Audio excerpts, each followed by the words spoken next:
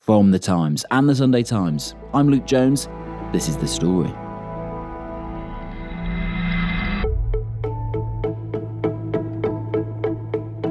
I've had the expert advice and I do not owe any capital gains tax on that property.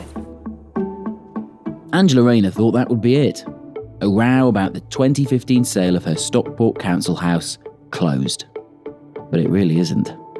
I think the double standards have been extraordinary. Angela Rayner herself has spent her political career calling people out for exactly the thing that she seems to be doing now. Well, I think this is just very straightforward, and there's a very important legal point here. It is not acceptable to avoid or evade taxation in the way that may have occurred here, and it's not as acceptable to simply bury heads and ignore the situation, which is what, of course, Angela Rayner wants people to do. Did Labour's deputy leader actually live somewhere else when she sold her home? And did this mean that she avoided taxes on the sale or lied on the electoral register? Conservative MPs are making hay. The police is investigating. But of her innocence, Keir Starmer is confident. Are you 100% confident Angela Rayner's done nothing wrong here? I'm very confident. 100% confident? I'm very confident in Angela Rayner. That's different to 100% confident. Look, don't try and play a game on this. I've been absolutely clear. Angela's answered all those questions. I have full confidence in her. I've expressed that over and over again. For someone who spent a career lambasting Tory scandals, perhaps it's a lesson that people in glass main residences shouldn't throw stones. The story today is Angela Rayner and Labour in trouble. I'm Kate McCann. I'm Times Radio's political editor. When did this story first go on your radar, Kate? Probably a couple of months ago now, I think. And originally it related to the possibility that Angela Rayner hadn't paid capital gains tax when she sold a property. And then since then, it's evolved into a story about whether or not she was wrongly registered on the electoral roll and whether that also may have been a crime. And the chief or original mischief maker here is Michael Ashcroft, incredibly. And he has quite a track record of delivering these political biographies which have something either damaging or at the very least scandalous. Who's he? Why is he getting involved? He is a businessman. He is the former deputy chairman of the Conservative Party. He's a Tory peer. He's a very, very wealthy man. He spends a great deal of his time now researching and writing books on politicians and their background. And he picks these figures who he feels are, going to be important in political life. He did a book about David Cameron, for example. People may or may not remember that for a controversial element in it about a pig's head, which we will not go into. There are other books that he's written too. And, he knows a lot of people. He has a huge influence in politics. He's been around for a very long time. He has great contacts and he has good researchers working on these books. So this one for Angela Rayner, for example, is a huge deep dive into where she came from, into her sort of political history, her family history. We're picking up out of it this capital gains tax element. But it was a story that for a lot of people seemed quite strange. It's very detailed, it's quite complicated, and it can be quite hard to grasp because it relates to a time around 10 years ago before Angela Rayner was an MP, and it relates to her sort of personal and tax affairs. So I think at the time, people sort of read that story and thought, OK, that happened a long time ago. It doesn't really matter. I think Angela Rayner's initial response to the story is what actually has kept it going and is what currently is keeping it in the news agenda. So if we had the first whiff of this story in Michael Ashcroft's book, then, correct me if I'm wrong, properly took off with an MP wanting to flag this to the police? So the book was published and it was serialised in a Sunday newspaper. And at that point, obviously, it got some pickup. There was some other stories in newspapers and on broadcast agendas about this particular element about capital gains tax. Angela Rayner then responded to that. The rules are complex and there's various different ways to which it's calculated. But I got that expert advice because if I did owe any capital gains tax, I would have said, and I would have paid it. But I don't owe any capital gains tax because of the circumstances. And I've gone through that with a tax expert and they've given me that advice. Conservative MP James Daly asked the police to look into it. And I think the Conservative Party then saw an opportunity there because Angela Rayner is one of the strongest performers for the Labour Party when it comes to media appearances. I think they saw an opportunity to maybe give this one a few legs. Well, let's get into her position then, because as you say, that's where she is now. But actually, she's had a fascinating career starting out working in the care sector. Is that right? Yeah, she's had a really interesting background. She was a trade unionist originally, Angela Rayner. Always been political, but not always in frontline politics. And around the time of this particular house sale, she had become a candidate and then went on to become an MP. And so I suppose for Michael Ashcroft, this was, a real key moment in her life. It was a key part of her story to becoming an MP. And her background is what makes her attractive to voters. She comes across as a very sort of normal person. She's lived a very sort of, a normal life in the nicest way possible. And so that's what makes her such a strong performer. She's different to other politicians, some of whom come to politics straight out of university. They may have parents who've been MPs. Just an ordinary working class girl, trying to do her best mum, trying to look after her kids and trying to work. Do you see yourself as a mum above everything else? Yeah, I see that as a real priority because at times, like any working mum, you feel like you're trying to do both and probably failing a little bit at trying to, make the time. She comes from the trade union movement, which, of course, for Keir Starmer makes her a very valuable asset because he needs that link with the trade union movement too. Yes, and she became an MP in 2015, but when did she become a political face that we would know? Probably during the Corbyn years, during the time that Jeremy Corbyn was in office and when he was really at his peak. I think she was a key part of that moment. And since then, she's changed, I suppose. She was a real kind of hardline left-wing politician, and then Keir Starmer became leader of the Labour Party and vowed to change the party in a direction that perhaps wouldn't have been her natural home. I think Angela Rayner has since sort of changed her sort of attitude to politics a little bit. That has been uncomfortable at times, and the relationship between, say, Keir Starmer and Angela Rayner has been strained at times. If you remember, he tried to demote her, and she ended up with actually having more titles and probably more power in the party. So she has clung on, and she is a really important figure, actually, in the Labour Party today. But also part of her value as well isn't just, I guess, her political pedigree and what she thinks on things, but the way she says them. Yeah, she's very plain speaking. Rather than dealing with the cost of living crisis impacting on families, we're talking about scandals in Downing Street again. 2 months now, cabinet ministers have been working hard to make Sue Gray the most famous woman in Britain.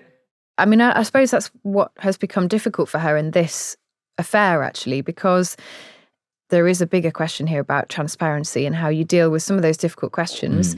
If you are a plain-speaking MP, who we are very used to just saying yes, no, and definitely not maybe. Let's get into those difficult questions then. Difficult is the word. We are about to hear the words capital gains and also electoral register. So health warning on that. Stay with us. This all relates to a former council house. Explain where that is.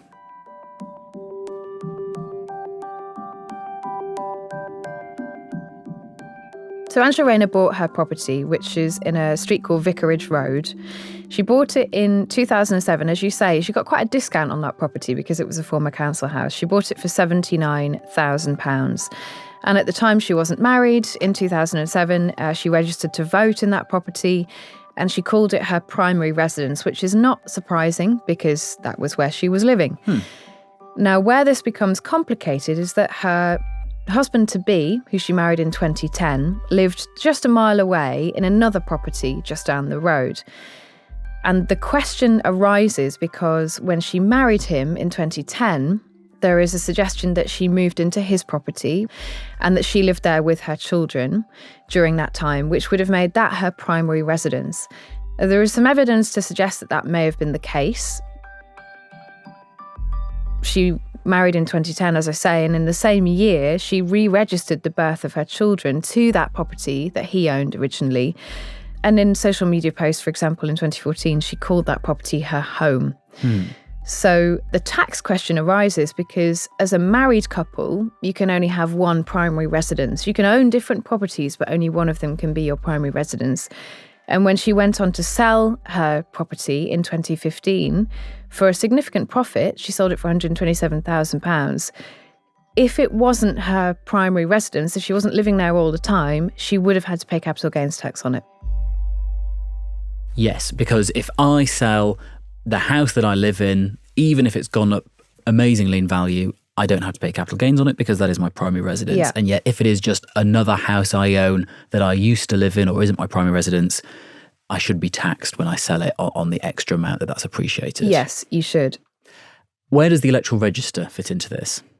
This is a slightly different part of the story. You obviously have to register to vote, and it's a crime not to register at the address that you actually do live at. Angela Rayner did register to vote at her Vicarage Road property, which you would have expected her to do when she was living there. Yeah. But she didn't move her vote. As far as we understand it, she didn't then change that. She didn't register to vote at her husband's property, despite registering her children's births at his property.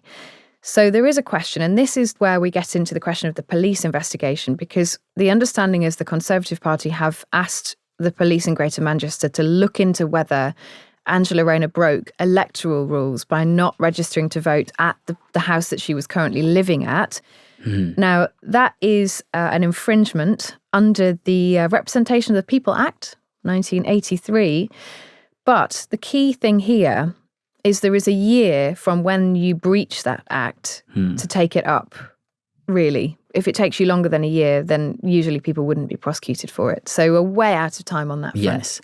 But is there, oddly, a consistency in her argument on both of those? If she's saying, no, my primary residence was Vicarage Road, so when I sold it, I didn't need to pay capital gains, and also it was my primary residence, so that is where I was registered for voting purposes. You might think that. The problem is you can't just say somewhere is your primary residence. You have to actually live in it. Aha. So I can't just take up residence in a house in Yorkshire, let's say, register myself to vote there and call it my primary residence. I would have to be able to prove that that was my home. And clearly, just by the fact that I live and work in London or I'm here all the time, it'd be very difficult for you to do that. I think the problem here is that Angela Rayner has suggested that she had a very complicated personal life. There was some illness in her family. There was some specific circumstances that meant that she, at that time in her life, that things were not straightforward. Now, she has suggested that she was between two homes, or she has led people to think that maybe she was between two homes at that time, and that there is an argument for her to say it was her primary residence. And there is anecdotal evidence from Angela Rayner's former advisor, for example, who said that he picked her up outside her husband's property, that the couple were not living in Vicarage Road. And neighbours around her husband's property said the couple were living there together during that time. When all this first emerged then, what was her response? Her response when it first emerged was that this property on Vicarage Road was her primary residence and therefore she didn't owe capital gains tax. Since then, it's become more complicated because Angela Rayner has said she will not release the tax advice that she had subsequent to making that decision. So we understand she didn't get tax advice at the time, but she has had tax advice since, probably quite recently, but she won't publicise that tax advice. And there's also been a difficulty, I think, in getting to the bottom of exactly where she was living. She was asked this question at a recent event with journalists. I was there. I asked her about this. And she said that she didn't want to get into a conversation about her family and her complicated family life. She didn't think that she should have to do that because her family deserved privacy and that the home is her primary residence.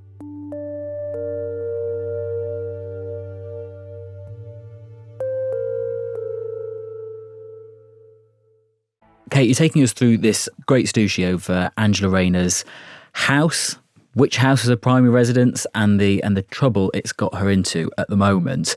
The police originally did get involved. Why in that first instance? Why did they take a look at it all these years on? Was it just the fact that we were all talking about it in the press and on the radio? There was a referral of a complaint to the police asking them to have a look into this. And their original response was that essentially there wasn't really anything to look into here. We don't know because the police didn't explain why, but you might think that that's because on the electoral roll front, it's timed out. You only have a year from when an offence may or may not have been committed to go back to that. Actually, the same applies to capital gains. If you accidentally don't pay tax, so if it's unintentional, HMRC only has 6 years to take that up with you, and this has gone beyond 6 years now. So really, they wouldn't be able to do anything either. So on both fronts, there is really no way to pursue this legally. Was part of that initial police investigation complicated by the fact that it was the deputy chairman of the Conservative Party who put in the complaint? I don't think it's complicated from the police's point of view. I think they would have, in fact, if anything, they would have probably looked more closely given that it had a political element to it. I think if you want to set aside the actual did she, didn't she, can the police do anything, and just talk about the politics, I mean, clearly there is a political element to this, right? We're coming up on the local elections in May. Angela Rayner is one of Labour's strongest media performers. If there is any opportunity for the Conservative Party to try and make things difficult for Labour, they will do that. Asking for an investigation at that moment in time will make things difficult for Labour, whether or not Angela Rayner did do something wrong. And the pressure continued to be applied, especially from someone like James Daly, because after the police said, OK, well, there's nothing really to see here, he did take issue with that. Yeah, the Conservative MP who put in the request, or the complaint, if you like, to the police, took issue with it. And I suspect that's because the police, as we understand it, hadn't spoken to the neighbours who lived in the properties around Angela Rayner's own property on Vicarage Road or her husband's property. Some of those neighbours have since spoken to the press and said Angela Rayner was very much living in her husband's property, and that actually her brother was living in the home at Vicarage Road, which complicates things still further because there is a question then about whether Angela Rayner was a landlord, whether he was paying her rent, which she has said she's never been a landlord. So, it's even more complicated, if you like. But the understanding is that the Conservative MP felt that the police hadn't done a thorough investigation. Yes. And I guess the police agreed with that because they've now said they're going to look again. Yeah, they're going to look again. And we assume they are going to speak to some of those people who have spoken out in the press about her living arrangements. The question still remains whether or not they are looking into the electoral roll issue or the capital gains tax issue. And whichever one they are looking at, whether or not they could take any action, because under the law as it stands, it doesn't seem like they would be able to take it anywhere. And Angela Rayner's position, I guess, has evolved in that she has now said that if they find that she has done something wrong, I'll quit. I think her position hasn't changed, actually. I think she still says that she feels she hasn't done anything wrong and that she, stuck to all the rules as she understood them at the time. She's using a very similar form of words to that which was used at the time of so-called Beergate during the COVID-19 pandemic, questions over whether MPs got together and had a beer at a time when they ought not to have done. And just reminded of that was, I remember the sort of grainy, long lens photographs of Starmer and Rayner at some It was a property post-campaign event, and I think the question was whether or not they ought to have been drinking a beer, and at the time you were allowed to have a beer with a meal, or you were allowed to have a drink with a meal as long as you weren't. It was very complicated. And that's before we got into Scotch eggs. Exactly, or what constituted a full meal or not. Look, that is of its time. Yeah. But at the time, one of the things that was said was that, if I've broken the rules, I will go. And that was actually a very successful form of words because it just showed how seriously Angela Rayner was taking it. So yes, I think she recognises that this is a difficult political moment for her, and that using that same form of language does suggest that she takes it seriously. And is confident that she'll be acquitted, because you wouldn't say that if you thought there was a genuine possibility that they could find you guilty. Well, I think if you take it to its logical conclusion, she may have made a mistake around capital gains tax, or she may have a reason why she was exempt. Even if, let's say, she did make a mistake and she could have been liable for a capital gains tax bill, and lots of people do make mistakes with tax, she could have owed between £1,500 and £3,500. HMRC would not be able to collect that money now under the current rules. She could make a donation to charity, but she obviously feels that she doesn't have to do that. Otherwise, why would she not have done that sooner? I think the problem with all of this is if Angela Rayner doesn't feel that she owes that money, she hasn't yet provided a concrete reason as to why not, which is why you and I are still speculating about all the different ways she may not be liable for that tax. She could clear this up by producing that tax advice or explaining it in full. Yes, or providing more documentary evidence for Vicarage Road being her main primary residence. I don't know, photographs or the like. Or engaging in the questioning, which is, well, hang on, neighbours say you did live with your husband, so why would they say that? The problem is, so far, Angela Rayner has simply said, I have done nothing wrong. It is my primary residence. It was my primary residence. and I don't want to get into conversations that relate to my family because I want to protect them, which, as I say, is entirely understandable. But when you are facing questions like this, which are quite specific, you really do need to either provide the evidence, the tax advice that you got that says you didn't owe capital gains, or you need to put it to bed by saying definitively, I was living there the whole time. Not using quite a careful formulation of language, I think. Well, as I've set out, it was my home. It's where I paid my rent. It's where I was on the electoral. It was my principal residency. You know, sometimes I spent time at my husband's house, of course, because he had the children a couple of days a week. So, you know, my living arrangements at the time were perfectly normal and transparent. Right. And I've done nothing wrong in regards to that. So I don't really feel like I have to go through every fine minutiae of my life at that time. But I'm very clear that I've done nothing wrong. Do we know what Keir Starmer thinks about this? I mean, publicly or privately? The whole party has said that they are behind Angela Rayner. Starmer has said that he has had an explanation from her and he is satisfied with her explanation.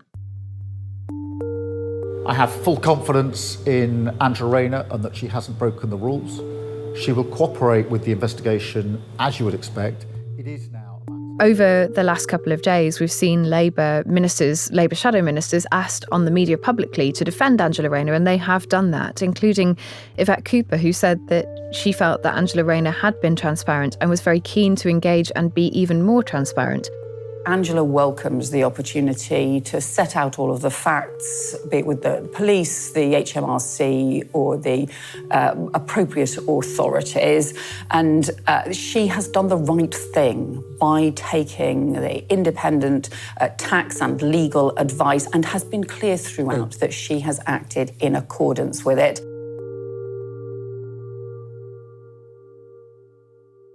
How big a problem for Keir Starmer would it be if Angela Rayner were seriously wounded by this? It would be a big problem. It would be a big problem for a number of reasons. It would be a problem because he is determined to ensure that his party doesn't look like the Conservative Party. He wants to make a clean break to suggest that they were the ones who were breaking the rules. They were the ones who were doing things that they should not have done. My party won't do that. I'm holding everyone in my party to incredibly high standards. But also, just politically, small p, it would matter a lot because Angela Rayner is a really important part of the way that he gets his message across the country. She can speak to people that Keir Starmer would find slightly more difficult to speak to. And, you know, she's got a background that he hasn't got in the trade union movement. I think it would be difficult for him to lose that. So she's often used on campaign visits to go around the country. And when you speak to people about, well, which kind of Labour politicians do you like? Who do you know? People do know her. They might not always know her by name, but they know, oh, the lady with the long red hair, I know her. She's straight talking. She says what she thinks.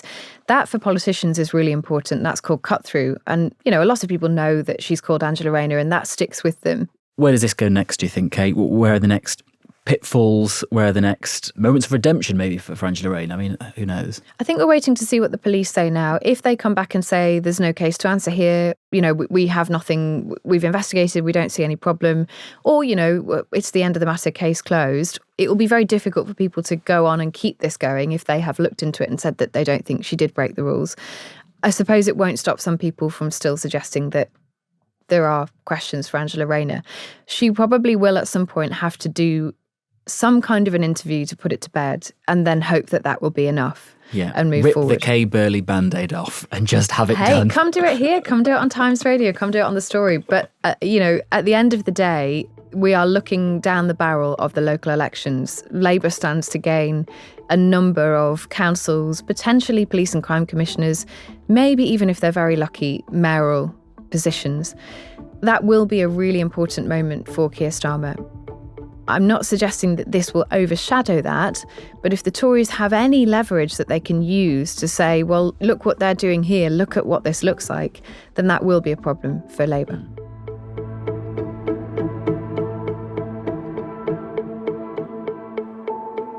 That was Kate McCann, Times Radio's political editor. Kate is all over Times Radio, popping up with analysis and insight on this story and more. You can also catch her main show on Sundays at 10 a.m. There is clearly plenty more to come in this story. You will find every twist and turn at thetimes.co.uk.